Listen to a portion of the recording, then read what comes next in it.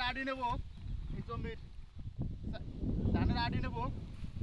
তবে আড়ি নেওয়ার আগে আগে এই কৃষ্ণের চটটা আমি সুন্দর করে সাজাই নিলাম, কারণ এই ধানটা চিকুন ধান, অনেক জোরে পড়ে যাইতেছে। তাই কৃষ্ণের চটটা নাচলাম, তারপরে ছোটাটা দিলাম।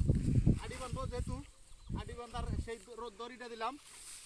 দড়ি দেওয়ার পরে যে এখন আমি ধানের সুন্দর করে কাটা সাজানো আছে, এগুলো ধরে ধরে নিয়ে তুলে নিয়ে সেই ছোটার মধ্যে আমি সাজাইলাম।